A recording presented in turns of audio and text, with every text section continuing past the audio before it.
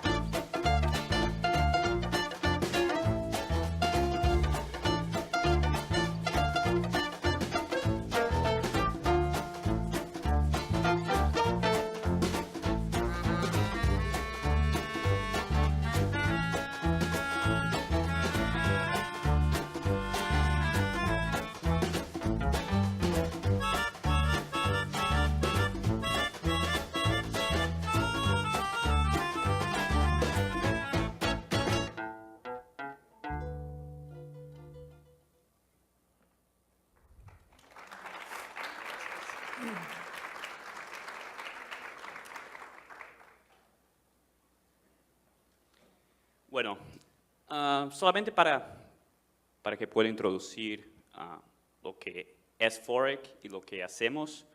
Básicamente somos una empresa de diseño y planificación canadiense enfocada exclusivamente en proyectos de entretenimiento y ocio. Pero aunque la oficina central de la empresa esté en Canadá, nuestra operación es global. Hemos desarrollado proyectos en todos los continentes, tenemos una operación en muchos países y exclusivamente para Latinoamérica y particularmente para el mercado mexicano, hemos empezado una operación más consistente, una estrategia más consistente en el último año, de hecho, y porque creemos realmente que este es un mercado muy prometedor en términos de nuevos productos turísticos, en términos de nuevos proyectos de entretenimiento. Entonces nuestra participación en el foro tiene este objetivo de realmente presentar lo que podemos hacer y agregar ideas y perspectivas para este debate, para que podamos convertir México en quizá un top 3, 5 en términos de destino turístico mundial, local e internacional, y para que podamos también mejorar la oferta turística del país. En términos de los clientes de Forex, como pueden ver, hemos trabajado con los grandes actores de esta industria mundial, como Universal, como Legoland, como Nickelodeon, Paramount, y hemos trabajado también con inversores, desarrolladores más pequeños que tenían un sueño de desarrollar algo nuevo, innovador en términos de entretenimiento y que al final han tenido un éxito espectacular. Entonces, básicamente como introducción, creo que así es. Me gustaría ceder la palabra ahora para Eric, mi colega, que es un experto en proyectos de resorts y entretenimiento, y que les va a comentar un poco más en detalle, profundizar esta discusión respecto a los proyectos de entretenimiento de calidad. Por favor, Eric.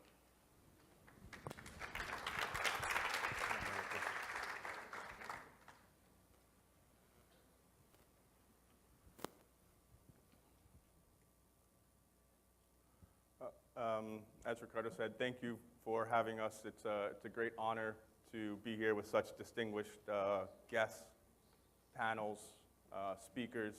Thank you to Oscar and the Foro group. It's greatly appreciated. Today we're going to talk about entertainment. What is quality entertainment? What are the critical elements that entail a world-class destination? What makes a world-class destination, and how do we apply that to the region, Latin America, Mexico, and continue the growth and ascension to being a truly world-class, globally recognized place? So why is everyone so confident on Latin America and Mexico? There's a couple of key indicators that makes everyone very bullish and very confident that Mexico and Latin America is one of the next great tourism destinations. That being rising global tourism across the globe and the growth of the middle class in Mexico, which is the largest demographic in the world by far. And the middle class has the most spending power in per capita, per numbers, to contribute to leisure and entertainment destinations. Global tourism numbers in 2010, and we'll specifically look at Latin America, and the growth of about 50% up until 2020. So we're halfway there. In another 5 years, roughly 80 million global tourists are projected to visit Latin America. Likewise, the middle class that we touched on being such a significant contributor to the local resident market. Sometimes people lose sight that we're always trying to appeal to the international market and the international tourists. But if we look here in 2010, the middle class of Latin America is roughly 180 million. In 5 more years, the middle class is comparable to the middle class in the United States. That's over 300 million people that can contribute to the growth of leisure and entertainment. So the international market is important, but it's equally important that you try to appeal to the locals, the residents. They will be an equal number of visitors, and they understand the local culture and the environment better. And what they want is generally good for the overall destination, and the international tourists will learn to appreciate it. So currently, what is Mexico and Latin America known for? It's not a big secret. Right now, the destination is sun, sea, and sand, and it's a great calling card to be known for today, here and now. The challenge and the question I raise is, how do we change that perception?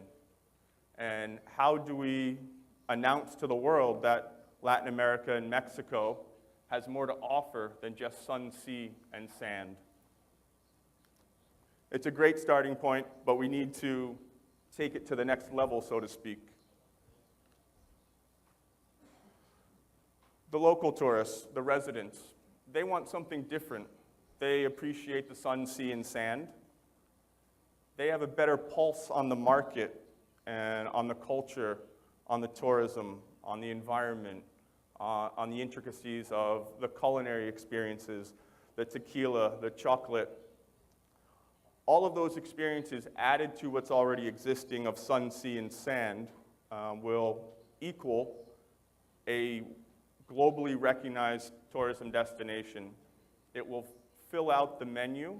It will provide a full entertainment and tourism offering to provide the prospective visitor and guest with a full week's worth of things to do, not just a weekend. You want to provide options. You want to provide choice. Culture, food, tequila, eco-adventure. If we add all of these pieces, how do we then become world-class? What does it take? What does it involve? If we start here today, it's going to take time. It doesn't happen overnight. If you look globally, there's no place in the world that said, I want to be world-class today, and they were there tomorrow. It's going to take a vision, it's going to take a plan, and it's going to take some patience. Sumaya Museum, very recognizable, most visited museum in Mexico, 56th visited in the world, a successful cultural destination. Kidzania, another successful Mexican-developed entertainment piece. There's 16 Kidzanias around the world, 30 million people visit globally. It was innovated here. Another successful piece that already exists in the region. Coco Bongo. I know some people might not think of it as a great entertainment destination, but it's recognized in Canada and the US, and it's a good mix of entertainment, Las Vegas, Hollywood, and Mexico. People identify with it, and it offers a point of differentiation. Xcaret, a modern-day cultural tourism development and true destination in the Mayan Riviera. We were fortunate enough to hear about it earlier in the conference, and I've been lucky enough to visit it several times before, and it's very successful. It's a mix of culture, attractions, rides, and it has a true sense of Latin America. It's not imported from North America or Europe. When you're there, you feel like you're in Mexico. That's why people want to come. If they wanted to go to North America, they'll go to North America. The key is to bring through the culture, bring through what's unique to the region in your tourism offerings, in your entertainment offerings. Chichen Itza, it's not the only Mayan ruin, but obviously the most well-known, the most visited, over 1 million people a year. Tulum, Coba, Agua Azul, these natural wonders of the world need to be celebrated. And they need to be celebrated beyond just going to visit them in person. Your average person, adult, grandparents, they can go see 1 or 2. Children, no, not so much. They're not really interested in it. So how to bring that experience of the ruins and Mundo Mayo to other entertainment offerings and other places that you can experience it, not necessarily at the ruin site itself.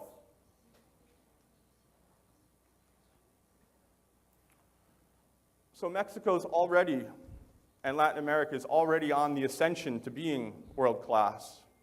We just ran through a series of pieces that are globally recognized, that are sought after. The key is to add to those and to fill out the menu and to add the additional pieces or the gaps or identify the opportunities that you can add to fill out the entertainment offering. So if today into the future, to become world-class, we discussed, it's going to take time. It's going to take planning. But there's no better time than now to start planning for the future. We need to develop a plan. We need to develop the opportunities and then move forward from there. And again, it does take time. We worked on a project it's called Sentosa in Singapore. And it was a 10-year project. We worked with the government, developed a series of potential opportunities that were lacking in the marketplace. 6 years later, we worked with a private developer called Genting, and we developed Universal Studios in Sentosa, which now is an anchor development, receives 9 million visitors a year, and that was the catalyst for creating the destination. Up until that point, Singapore wasn't an entertainment destination. Yes, it was a modern city that people visited, but it took 10 years. And after the anchor was there, then you add more entertainment. You can add a museum. You can add nighttime shows. So it evolves. It builds on itself.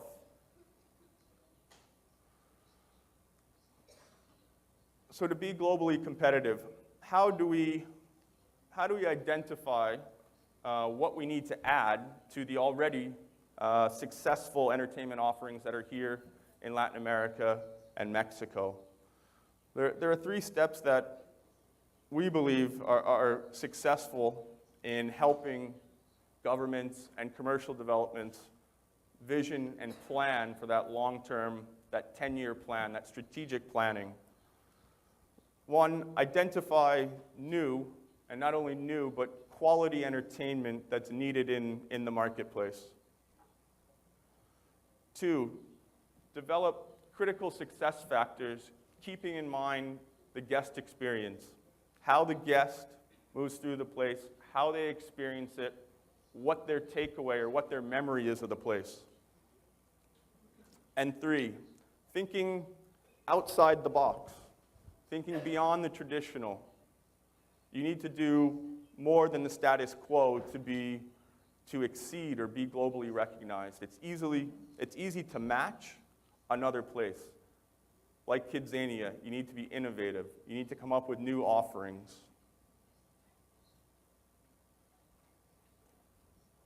So how do we identify the new and the quality entertainment?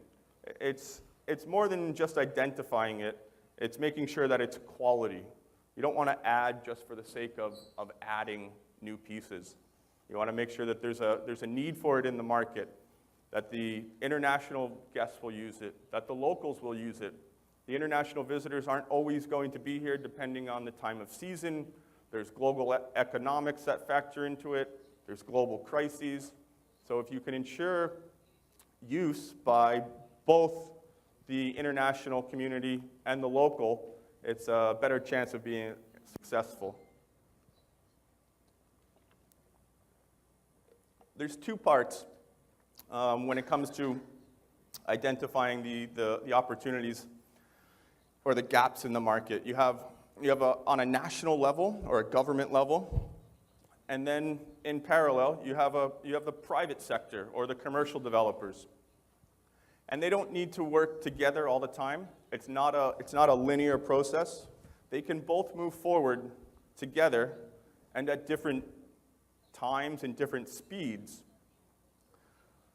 To identify the gaps and these 2 entities working independently, we use a process called diagnostic gap analysis. So what it is, it assesses what's in the marketplace. You develop some big ideas, you define your priorities, you define your objectives. It's the start of the strategic plan. It's where you start from. It's first step. Why do we do it? You do it to ensure that what you're proposing is economically viable, is economically sustainable, that it's in line with your investor strategy. You do things financial modeling, scope of work, and you look at the financial projections over the long term. There's obviously going to be a high capital expenditure in the front, but you have to prorate that over the long term and see what your rate of return is to make sure that it's financially viable. Sometimes commercial developers skip this step, and they adopt the mentality of build it and they will come. And somebody needs to take that chance at some point. If you look at places like Atlantis in the Bahamas, when that project was first started, nobody thought it had a chance of being successful. And that was a developer that said, build it and people will come. And you look at it now, today, it's one of the most visited resort destinations in this part of the world and even globally. So government isn't going to take as many chances. Some private equity developers and commercial entities, they need to take a chance. How do you do it? Well, ultimately, you need to create the project and you need to test the results by planning, programming, detailed design, and ultimately to opening day. It's a process. It brings the ideas to the site. It tests it tangibly. If you have good visitation, the local residents, the international community, if they both like it, you've created a successful destination or experience for the guest. So how does the gap analysis work? I'm going to run through it in small steps to describe the overall process. The first step is you take a big macro view of the world and identify all of the entertainment offerings out there. It's a laundry list of everything. You then compare that with what you have locally. And this goes back to looking at it at a government level, a regional scale, and then a more localized scale from commercial developers. They'll have different perspectives on it. There are certain attractions people will travel further for. Destination theme parks people will fly to. Places like museums, aquariums, typically people will only drive an hour and a half to 2 hours. So you can have multiple aquariums around the region, but you can probably only have 1 or 2 true amusement or theme park destinations in Latin America, so they don't cannibalize each other and steal guests from one another. After you compare with what's in the existing marketplace, you're left with opportunities or gaps. Program elements that you can add into the offering to help provide a more well-rounded menu and offer for the guest. After the research and the first 3 steps, you're then left with evaluating your findings, developing your objectives and your goals for the project. If it's a specific site, you can analyze regionally what that means. If it's for the government, it's a different set of goals and objectives. The last step is you take the overall long laundry list of opportunities and you narrow that down to about 10 options. You rank and you prioritize them based on your goals and objectives to determine the most opportune additions to the entertainment and leisure offering. Once you have your top 10 results, through that ranking and prioritization, you have to ask yourself, are these elements going to appeal to the international guest and the local residents equally? It's not all about the international tourist. You have to think about the locals. You want to ensure that the 10 that you've identified cater to the full market demographic, the full age demographic, and make sure that these are gaps in the market. From there, once you've identified your top 10 list of potential developments, we at FOREC, what we use is we use a series of critical success factors, keeping in mind the guest experience. And this transcends most entertainment projects, whether it's a hotel, whether it's a theme park, whether it's a retail and mixed use, whether it's a water park. The guest is paramount. They're the most important person. They're spending the money. They're coming and making repeat visits. They're posting online blogs of their experience. It's not about what we as designers or investors want. It's about what the guest wants. And if you make them happy, you'll then have repeat visits, increased profits, increased returns.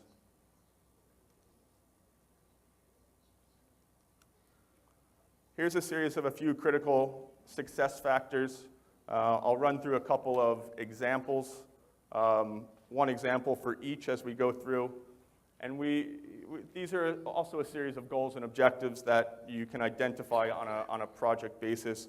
But like I said, they're pretty essential for us in all entertainment development. Master planning mindset. Every project, large or small, needs a master plan. The key is connectivity with the master plan. You have individual business units that need to be connected.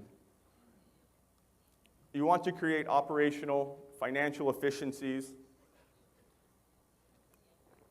Ensure the guests can easily connect from their hotel in the marina to the theme park, whether that's vehicular circulation, pedestrian circulation, monorail.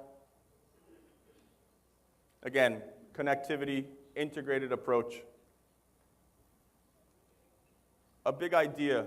Every project needs a wow factor. It needs something to keep people engaged, to allow people to talk about your destination when they leave. It's a concept, but more than a concept, it's something that people will remember you by. This is an indoor water park in China. It was built after the Beijing Olympics, and it's in the swimming facility. And we developed a fantasy concept of an underwater world. And this is open, operational, and people remember it. It's unique, it's innovative, it's different. We at FOREC, we look at something called a storyline-driven approach. So to develop a narrative, a creative process that you can tell the guest, or it's told through the design of the place. In this instance, this is a project in Korea. We developed a fable, a fairy tale based on Korean folklore and culture. They made books, we designed the characters, and the story or the fable is told throughout the amusement park. It's something people remember. People take photographs with the characters. They're able to interact with the characters. They're able to buy the book at the retail store and take it away. They can buy the dolls. So it's a comprehensive experience based on local culture. This could easily be implemented in Mundo Mayo.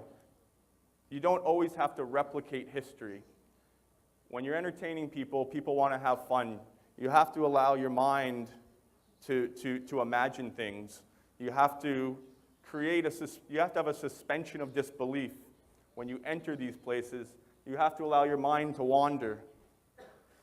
A storyline-driven approach gives us flexibility and latitude to create something that is truly regionally relevant, but also delivers on entertainment.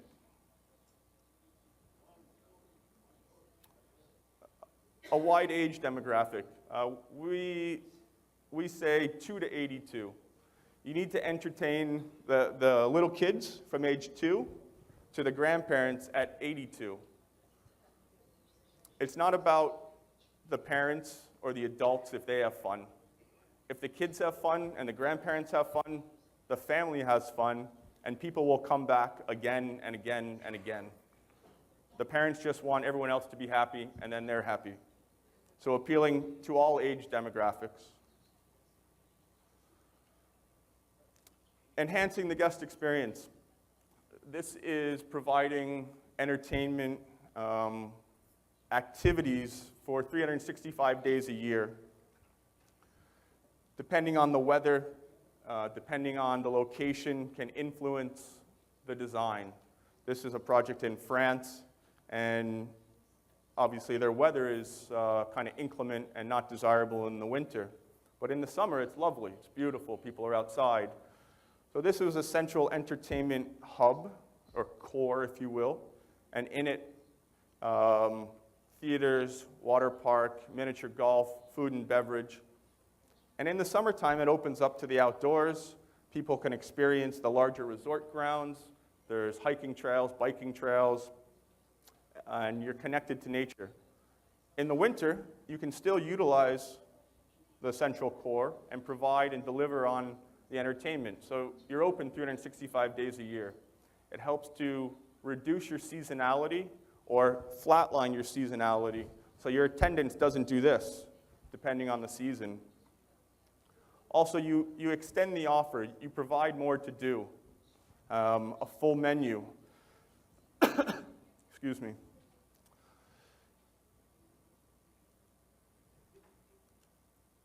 Cultural sensitivity, and this is paramount in creating successful destinations.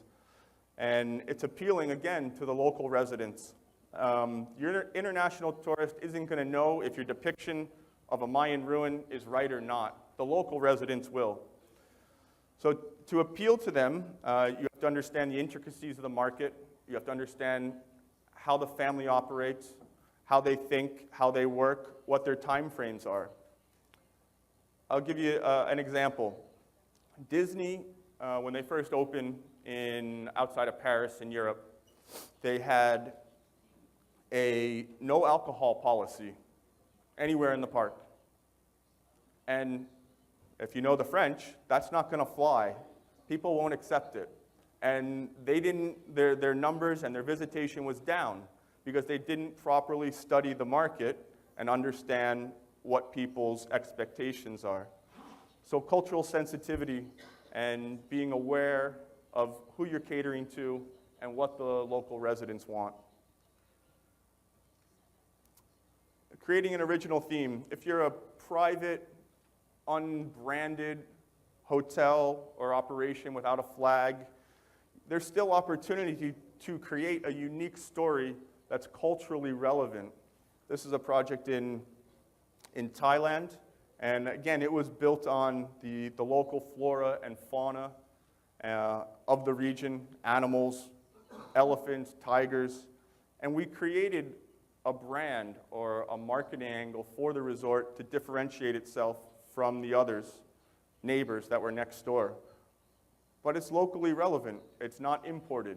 It fits with the region. And that could easily be applied here. You take the Mundo Maya culture, and like we saw yesterday with Jose Cuervo, you integrate the entertainment with the region, and that theme or that ambiance is carried all the way through. The train is a perfect example. It's branded Jose Cuervo, and they've created their own brand, which is similar to this, Legoland. You partner with an intellectual property or a licensed brand. And this provides a point of differentiation from the culture, the history, and it provides the family with some choice. It provides them with a different experience, and it's definitely geared more towards the kids.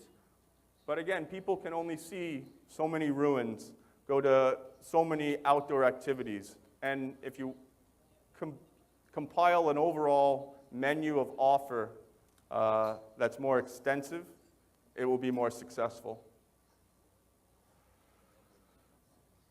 Thinking outside the box, taking design leaps. What does that actually mean? That entails taking a traditional project, thinking about it at the next level, how to conceptualize something that is above and beyond the status quo. We always try to exceed clients' expectations, try and deliver something more, start with an idea and take it to the next level. I'm going to walk through a few design leaps that we have looked at over the years, and then on a couple occasions I will discuss how they might relate or how they could transfer that kind of concept to Latin America. The first project it was a water park in Korea, and it starts off as a traditional water park, slides, rivers, and we tried to reinvent the water park, create a new experience for the guests. So when they came to this water park, it would be different from all the other water parks. The theme and the character, because it was in Korea, there was an affinity to Southwest United States, to the United States in general. So we used the Southwest, and we picked a time period of mid-century, 1960s. Traditionally, a water park, you start at the bottom, you climb up the stairs, and then you go down the slide. We flipped it upside down and inverted it, and started everybody at the top. And then the guest had the choice to go down one way or down the other way. This was the building block or the module. So you elevate the water, you integrate it with the terrain of the site, and create a unique experience. We then took that concept and married it with the growth of mid-century US, the highways, the off-ramps, the overall sense of place.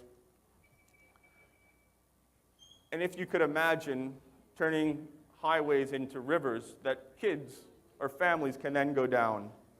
You can then be elevated, you can come down the off-ramp, and it's a multi-layer experience. There's opportunities with signage, obviously with landscape. We continued the theme and the concept to the uniforms of the employees. Designed the rafts to be modeled after cars from that time period. So really extending the theme all the way through the place, the uniforms, the experience. So it's comprehensive, all-inclusive. This is an indoor, well, this is an entertainment center, and this marries and brings the virtual world to reality. Online gaming, technology, it's everywhere. If you have teenagers, a lot of people just stay at home, they don't get outside, and they're just on the Xbox for hours. So we had a client who wanted to capitalize on that. And how do you take those people out of their home or out of their apartment and bring them into the real world? That was our challenge. We developed a concept of a building and a place that has thinking power, that reflects and expresses the people at home, online, and also interacts with the people in the space, live entertainment. And there was obviously a digital interaction, technological interaction, and the two could talk to each other. A series of working drawings and 3D models to develop, the concept. Again, these are big ideas, thinking outside the box, trying to think ahead of where the market is going. So the building, lots of energy, very interactive. It speaks to you, it talks, technology-driven solution. The interior of the building, very kinetic, showing connections between media, live people in the space, online people, performances. Now, if we suspend our disposition and take a momentary lapse of reason, if we were to think about this concept, you could have an interaction in Latin America, in this entertainment place, if you had live feeds from all of the cultural destinations. Maybe it's at the visitor center, not in the Mundo Maya or in the ruins, but in the visitor center, and an interaction from here, Guatemala, multiple sites in Mexico, and they all feed back to this place. You could show the different ceremonies from the different cultures of the Mayan culture, from the different regions. You could simulcast it, you could broadcast it, and likewise, you could have a feed coming back from the entertainment center to the cultural destination in the visitor center. So it's connectivity, but through technology.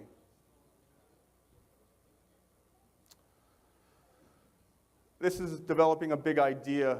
This was a project in Dubai, outside of Dubai, and the client wanted to create an integrated destination. The problem was, it was outside Dubai. It was just a whole lot of sand. There was nothing unique about the site. So through discussions with the client, we started to draw upon some of the cultural history of Dubai. Dubai was a port town.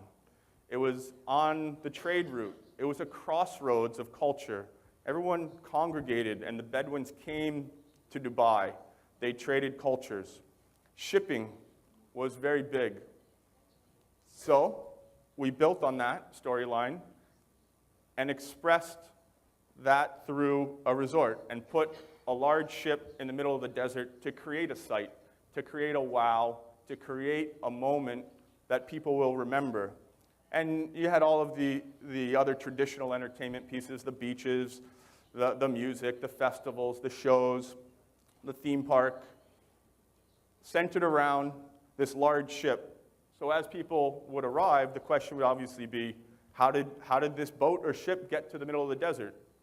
Again, it's entertaining people, it's making people think, still referencing the culture, but providing that added depth of creativity.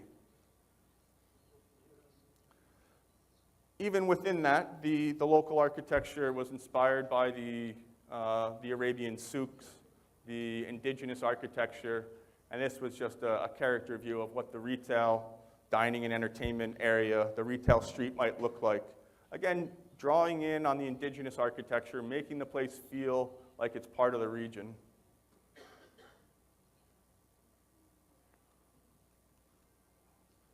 So the takeaway, as you're driving away, it's, again, that moment. The family says, we had a wonderful experience. We still don't know how the ship got to the desert. If we were to take this concept and we were to think locally, and don't quote me on this, but just an idea, say we said Mayan culture evolved. Mayan culture persisted, it never ended. It kept going to today. The Spanish never came. So there would be a Mayan architecture of today. What would that look like? All we know is what it ended with the pyramids and the ruins. So we could develop a story that takes us from 14 or 1500 to today in a narrative. And what if we built a modern Mayan city in the middle of the jungle? It could be anything we want. Nobody can tell us we're wrong. It's our idea. We're building on culture, we're building on history, but creating something unique that hopefully appeals to locals and international guests alike. And again, the suspension of disbelief, entertaining people, allowing people to have fun, but also immersing them in the culture. This is the last example. This is a great example of marrying art, culture, and entertainment. It's a media attraction. It's in Wuhan, China. It's called Wanda Wuhan Movie Park, and it's a series of 6 movie attractions, all based on different regions of China, different cultural experiences, conveyed each it's a ride, and they're about 2 to 4 minutes each, set within an entertainment environment. There's retail, there's dining, and then obviously these 6 key attractions. This was the creative process of developing the storyboard, the script, so to speak, that was then turned into an animation or a film for one of the attractions. And it depicts a piece of art coming to life, and it highlights important symbols in Chinese culture. So you have the crane, which is a bird, the pagoda, which is a spiritual place, and then it references all of an area in southern China. It's called Shizajuan, I think. the landscape of the region. We used indigenous architecture, interior and exterior, to create the environment that you then walk through in the pre-show of the attraction. So before you get to the actual ride, you have a sense of the time period you're in, where you are, what it might look like.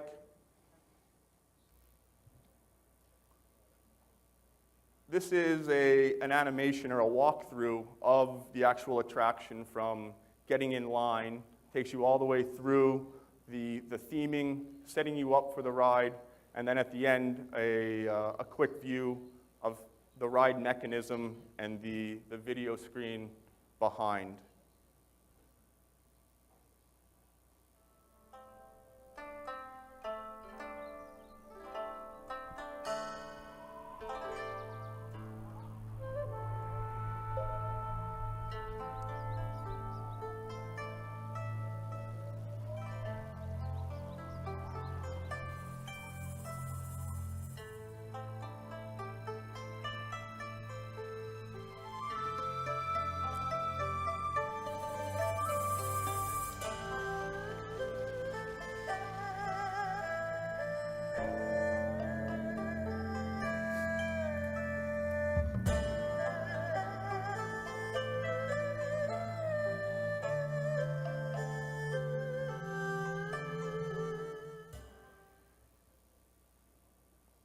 So that's just a quick snippet. The whole experience, waiting in line, the attraction is more of half hour, 45 minutes. But that is, after all of the research, after all of the design, we were able to create the 3D walkthrough. And the point, that last piece, if you continue to dream loudly, think big, develop a plan, develop a vision, these ideas can actually happen. The project opened in December 2014 to rave success in China, and it's definitely appealing to the local market. International guests are coming as well. It's set a new standard in China, but it references culture, it references art and history. So if you follow a strategic plan, follow a vision, you can make it happen. So just to summarize, I'll leave you with a couple of thoughts. If you're going to plan for the future, the time to start is now. There's no better time. You need to develop a strategy. You need to develop a vision. Just to recap, the 3 points that we talked about is identifying what you need to add for a well-rounded entertainment and tourism offering, and quality. Developing those critical success factors that ensure your guest is happy, to ensure your guest comes back. And then thinking outside the box, taking those design leaps, being brave, being bold, putting yourself ahead of the curve, not just meeting the status quo in the market. Hopefully some of that resonated with you. I'd be happy to answer any questions.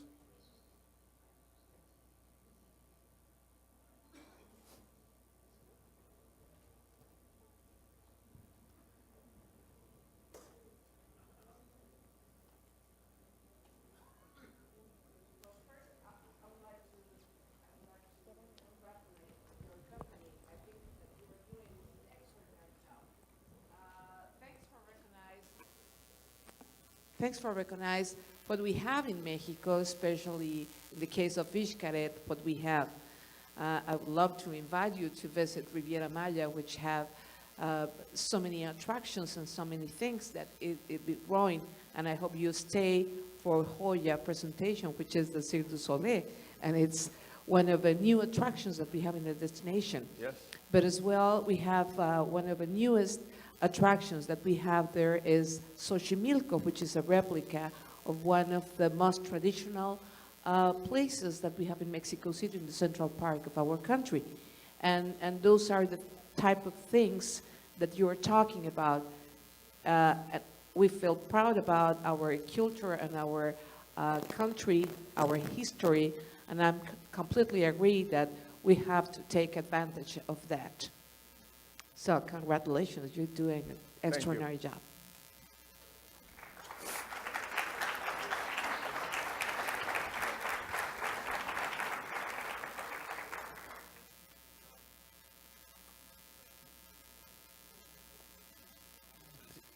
Gracias. ¿Puedo preguntar en español? Ok. En estos proyectos, ¿la inversión proviene principalmente, es capital privado o es del gobierno? Eso por un lado, y por otro lado, el tiempo de recuperación de un proyecto de esta grandeza, aproximadamente ¿de cuánto tiempo es?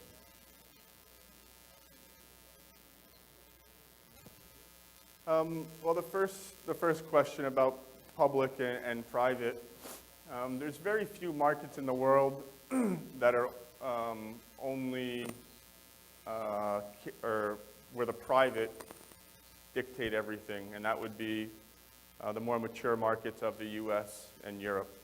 Everywhere else in the world, it's generally a partnership between government and private entity. Whether you're in Asia, China, the Middle East, Latin America, South America. So the sliding scale of how much is public and how much is private, I'm not really qualified to answer that. The investment panel yesterday would probably be better. From my experience and our experience, the key is involving both the government and the private developer. And if they're both on the same page, then you can create a successful destination. Having said that, if you have some large equity investors that are willing to take a design leap and take a chance and have the financials to do that, I don't know many governments that are going to tell them not to. So it's matchmaking. The investor with the government and the vision and the strategy to make sure that what is envisioned to be implemented is in line with the government thinking and the government's vision. The second part, again, about the return on investment. We work with people that are smarter than us that can answer that question. We work with economics and feasibility people that they will do the pro forma for the return on investment, and we work hand in hand with them to phase projects so the CapEx cost is spent over 5 years or 10 years. So there's not an initial outlay of the entire investment. So again, I apologize, that's not our area of expertise on how long it takes for the rate of return. I will tell you that traditionally, these items as standalone entertainment items, like a theme park, they don't make a lot of money. You need to pair the theme park, or you need to pair the anchor attraction with other entertainment offerings and with hotels, with retail, with commercial. Those make money. The theme park on itself, unless you're Legoland or Disney or Universal, yes, they're making money. But a non-branded park, you want to pair with other offerings that can return on your investment. So again, the connectivity, the integration of the destination as a whole that returns on your money, not the individual units. And I know that's a blanket statement, but from our experience, to creating a destination, that's the key. You can certainly have individual, smaller, standalone entertainment facilities. We highlighted a few in Mexico that are greatly successful. But when you think about it in the larger context, you want to combine your business units to create a strength through numbers. Okay, so now I have a question. Well, first of all, I will say that, I'm really pleased with the presentation, and it was really wonderful. It opened my eyes in many ways, I must say. I was talking to my partners and we're from a university nearby, Universidad Tecnológica de los Umacinta, located in Emiliano Zapata, Tabasco, here in this state. And I was speaking to them earlier about, like, right there, we don't have anything to, like, say, to call tourism, you know, like what I mean. Like, we don't have any innovating things there. And, like, I was wondering if we have, like, the opportunity to have a water park or something related or something like that. But like you guys said, like, with cultural meaning, Mayan style kind of thing. Like, I'm wondering if we have the opportunity here in the South. Yeah, most definitely. You know, because of the climate, water parks are very appealing. You can get pretty much year-round use. And certainly you can integrate a Mayan culture into the water park experience. You can, it's a sliding scale. So on the far right side, you have historical replication, which is measuring history, the ruins, and replicating it. And then on the left side, you have a level of fun where you take the culture and you take creative license and you change the proportion. You change visually what it looks like. You're still inspired by culture, but you change the finished product. And that adds the level of fantasy, that adds the level of fun. And with that, you can integrate educational pieces. There can be interactive pieces. You can do media through tunnels or caves. You can, just because it's a water park doesn't mean it has to be all water-based experiences. You can do things called like a treasure hunt. And maybe you go through the Mayan world and you collect these artifacts. And they're sensors. And you have some type of wand. And you go through, and throughout the day, if you collect all 10 or all 12 historical artifacts, then you get a prize at the end when you leave. So there's different ways to integrate the culture, integrate the architecture, integrate the sense of place with the attractions. And that comes down to a conversation with the client, the operator. There's obviously budgetary implications. So it's certainly a great market for water parks. Again, I would just recommend you try and group it with something else. Group it with a resort. So if people are going to come for the water park, you then get them to stay for an extra night. And then they have dinner in the hotel. So instead of getting the family for one day and then they drive away, you get them for one night or a weekend. And you capitalize on that investment.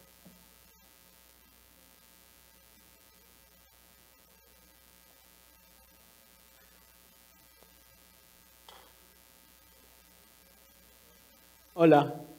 De igual forma, de felicitarle por la gran presentación que nos acaba de mostrar acerca de este tipo de destinos, ¿no?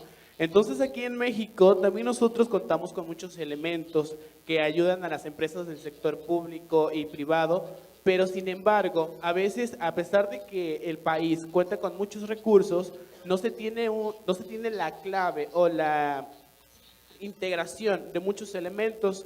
Entonces yo quisiera saber cuáles serían esos puntos claves que usted podría, por ejemplo, recomendarnos para que una empresa o un destino pueda lograr ser tan exitoso como podrían ser los resorts.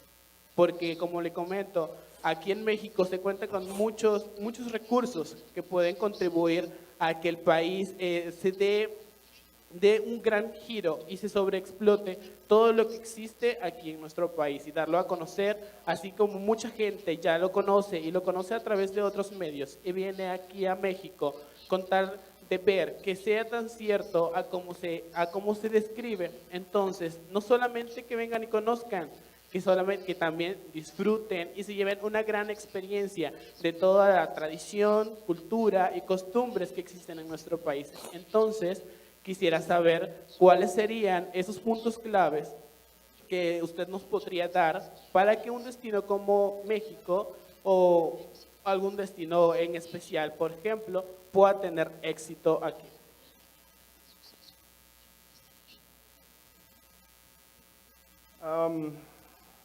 Good question.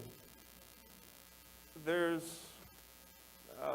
back to part of the presentation, to properly identify what's needed, you need to start the process and to do the research and to analyze the market.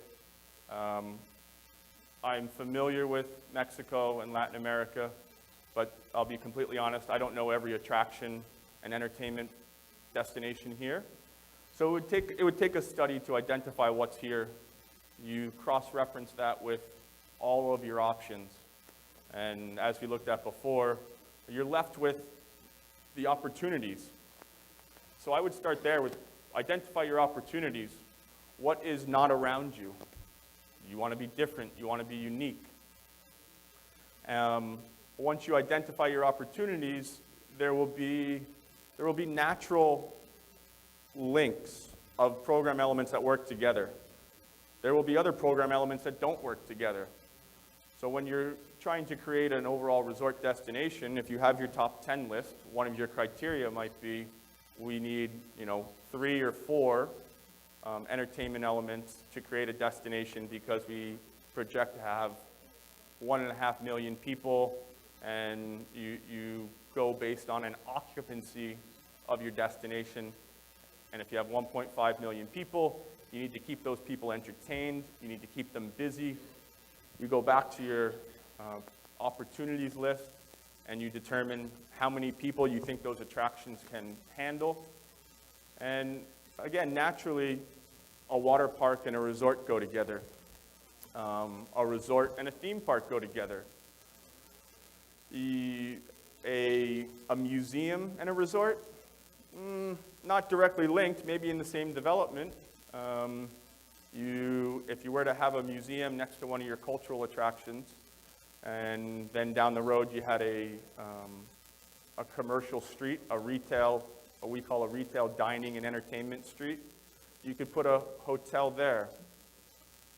So I can't really tell you off the top of my head what's needed, but it would, if you were to undertake a study, the picture would be a lot clearer as to the opportunities and where you might start to consider additional programs.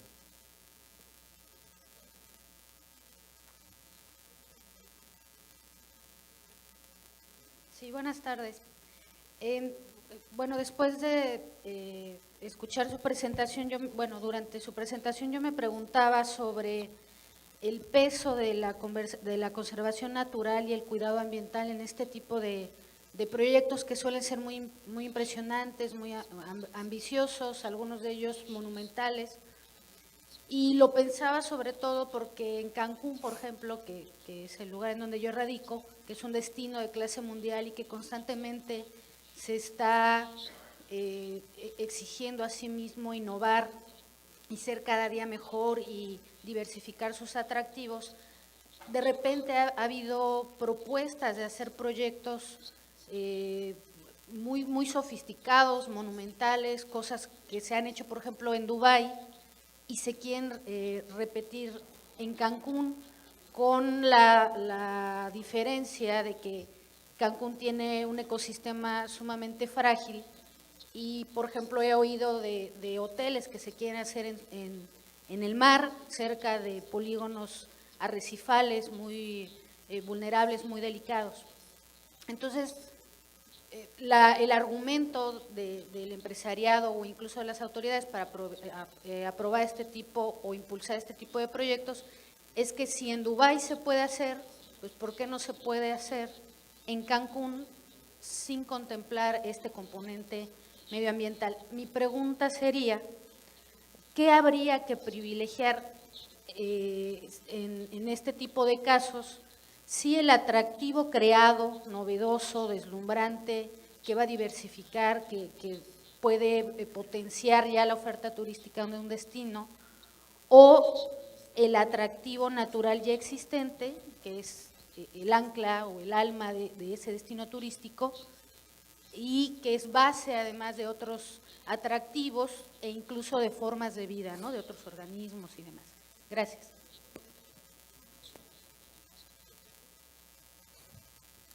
Yeah, it's, you're not alone in questioning the environmental impact on some of these projects. That would typically be something dealt with at a government level. And just because something is right for Dubai or Singapore or the United States doesn't mean it's right from Cancun or Latin America in general. That it relates back to at the national level, the government needs to develop an overall macro strategy. What do we want to be? What do we want to be known as? I have a saying, you can't be all things to all people. So Dubai went for the extravagant. They went for everything is bigger, grander, in their eyes, better. So for that market, that's the direction they chose to go. In Cancun, from a legislative stance or a government stance, if you wanted to go down the truly eco environment and LEED certified, environmentally friendly, that's a point of differentiation too. There's very few places in the world that have strict environmental policy, and you can still have entertainment that is environmentally responsible. It's two different approaches. And even in Cancun and Riviera Maya, you could potentially have both. You know, there are places in Cancun, I've been several times, that unfortunately the environment has already been taken over by us. We've already polluted it, we've destroyed it already. So my recommendation would be that's where you centralize your non-environmentally sensitive development. And then in the pristine landscape and in the countryside, you can offer a point of differentiation and develop environmentally sustainable resorts or environmentally sustainable attractions that are lighter on the land, that integrate with the site. So it's about creating a balance. You don't want to have, I don't think you want to have all environmentally sensitive projects or all projects that leave a large carbon footprint and disrespect the environment. But again, from government level, you want to have some buy-in and strategy developed at a macro level. And then that then feeds down to each of the states and each of the cities. Muchas gracias. Y con la intervención de Adriana Varillas, lamentablemente el tiempo ya se nos ha agotado para el espacio de preguntas y respuestas. Yo quiero agradecerle a Eric O'Rourke y a Ricardo Tonings por su participación muy interesante esta mañana. Nos ha abierto también una visión de posibilidades para nuestro país que tiene muchos elementos de cultura y de creatividad de los que puede echar mano para construir proyectos de este tipo. Muchas gracias. Los despedimos con un muy fuerte aplauso.